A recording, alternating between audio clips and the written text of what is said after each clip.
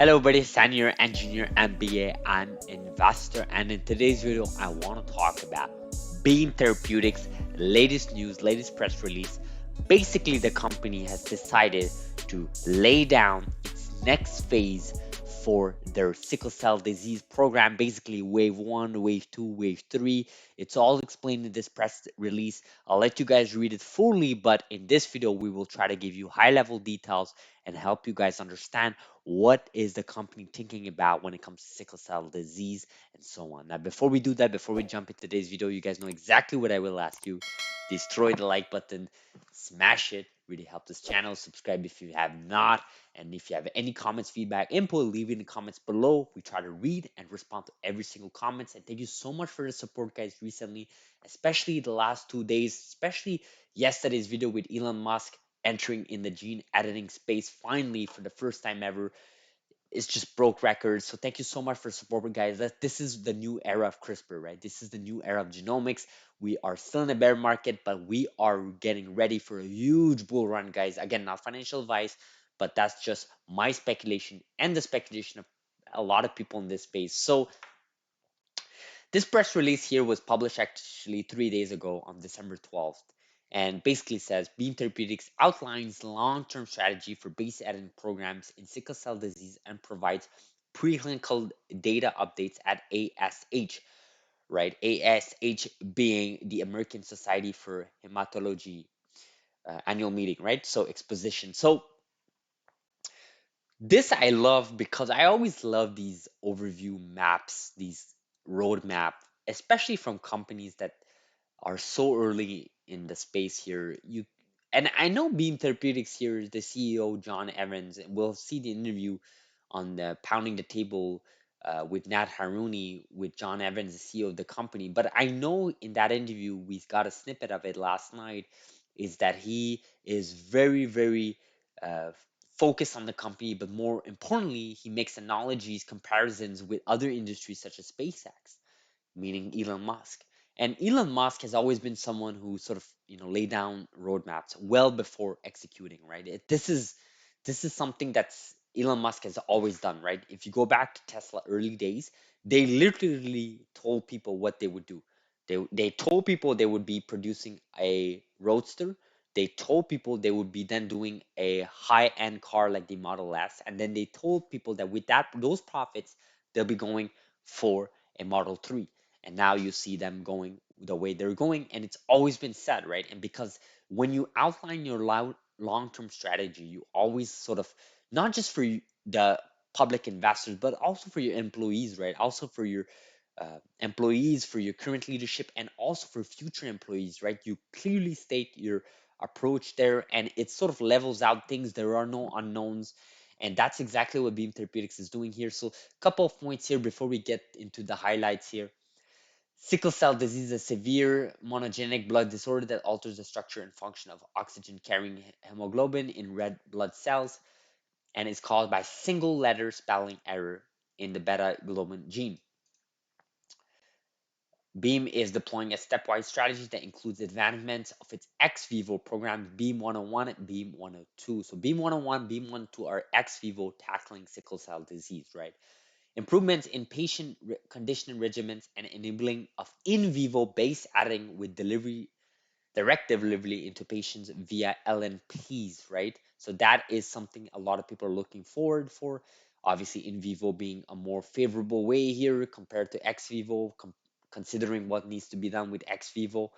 We'll cover that shortly here, but the CEO said, I'm not going to read the code here, but he said we have focused the initial sickle cell disease effort on our ex vivo programs, BM101, BM102, which leverage established clinical and regulatory strategies and have the potential to offer transformative therapeutic options for sickle cell disease patients. We also aim to develop a low toxicity conditioning methods for improved transplant, as well pursuing in vivo delivery of our base editors. We believe this suite of technologies, base editing, improved conditioning, and in vivo delivering in vivo for editing HSCs can maximize the potential of our sickle cell disease programs and can create a powerful platform, right? Really quickly, again, this was yesterday's video just before the Elon Musk video. I actually made um, this video about the idea that many companies are needed in the sickle cell disease space. Current CRISPR companies, all current companies right now can't even tackle the sickle cell disease in US alone, right? So that's just US alone. We haven't even talked about Africa, where lifespan is much less, 5 years average compared to 45 in US and in other regions, right? So this is a huge problem, right? One disease is a huge problem. So I love to see efficiency improvements here. But again, just getting involved is enough for me, but obviously it is not enough for the company and for investors. Thus why they're looking into wave one, wave two, wave three. Right? So wave one is the ex vivo editing via autologous transplant, right? So we'll take a look at that. There's some couple of points here. Wave two is an improved conditioning, right? Improved conditioning, right? And then wave three is in vivo editing via HAC targeted LNPs, right? So what are these waves? What are we talking about, right? So Yair here made a really nice strat, and we'll go over it really briefly here. It's deploying a three-step strategy, right? Advancement of the ex vivo programs, Beam 102, 101, and then there's improvement in patient conditioning regimens and enabling of in vivo base editing, right? Wave one, Beam is advancing its ex vivo program 101, 102, in which cells are collected from patients, edited, and then infused back to the patient. This allows Beam to be more efficient using increasingly valid clinical endpoint and regulatory strategies. So great news. I love to see that there is some need to improve efficiency, and that's exactly what Wave 1 is about.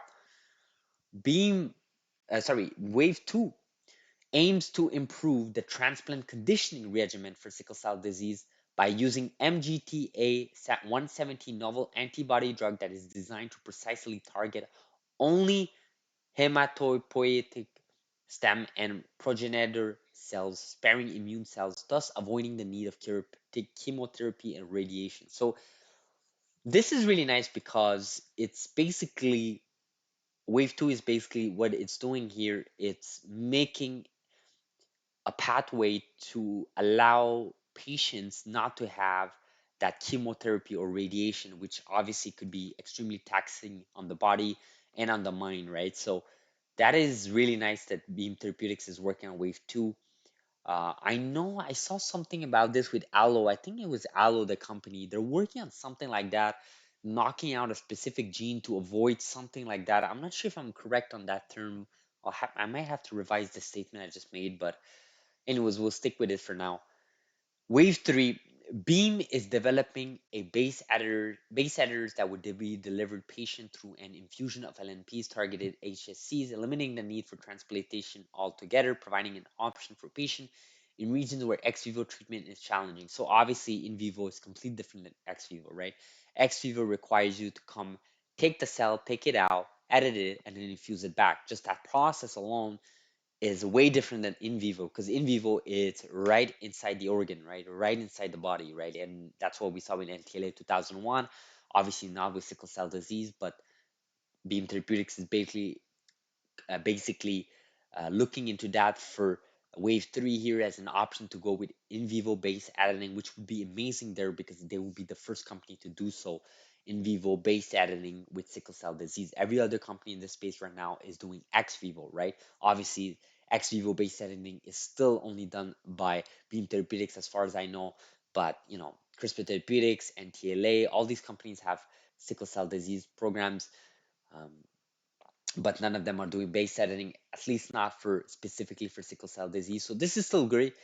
Biotech 2K1 here said their first wave is two current products in sickle cell disease, autologous stem cell transplant. Wave two will be combining MGTA for possible better conditioning to stem cell transplant for sickle cell disease. The third and final wave will be using LNP and edit in vivo. This will be a big deal. So big deal for considering the wave three statement there. Um, then someone said Andrew replied that and said something about reducing cost, obviously with in vivo, making it the market's uh, less toxic conditioning regimen, less toxic to make the market several times larger, and in vivo to reduce cost, right? So good that's Beam spelled out their plan, and now they have to deliver literally, obviously. words are words, right? You still have to act on it. Yes, the toxicity of sulfane is way too high to make these mainstream. The answer is in vivo, in my opinion. It would be all better all around to perfect LNP delivery to stem cell. That is why wave three is important. So I'm not sure about the statement of a mainstream there. I understand why busulfane is bad, right? I just don't understand what really can make something mainstream. I mean, if it eradicates sickle cell disease, then I mean, wouldn't that be mainstream as it is as a CRISPR technology? But I think that statement is may need to be clarified there. But really, wave three is important because it's in vivo and it's with LNP, right? Obviously, not just cost and not just not just toxicity and less toxicity, not just less cost, but also just it's on the tipping point of technology there when it comes to CRISPR, when it comes to base editing, when it comes to in vivo, right? Ex vivo is what every other company is working on, including Beam Therapeutics, but in vivo is something else, right? We saw the data from last summer from NTLA 2001, and obviously this is bound to happen with Beam Therapeutics looking further into in vivo, considering they have a technology there that increases efficiency, reduces off target, and reduces cost, right? It's just natural for them to also look at a pathway to in vivo as opposed to ex vivo, as we just saw here. So, good news overall for Beam Therapeutics, good news for investors here, good news for everybody here in the space, even in companies CRISPR, because now you have a company that's laying down a long term strategy. I would love to see that type of long term strategy laid down by NTLA, by Caribou Biosciences. CRISPR already has done that. CEOs, the Dr. Sam, in two different interviews earlier this month, December 1st and December 2nd, in those two virtual conferences, one being on Piper Sandler, sort of described the three franchises of the company, right? But having it in written form is extremely powerful. I love it. Again, there are the corporate presentations that always go over those, but it's always nice to have like wave one, wave two, waves. I love that type of description. It's clear, it's precise. It is definitely something you want to see as an investor. Let me know in the comments below what you guys think. Again, hopefully you guys appreciate this video. My plan here was just to present this press release, give some details here, my thoughts, also read some comments by our users Yer and Biotech 2K1 from my community. So thank you so much for watching. Like this if you found value, subscribe if you have not, and we will see each other in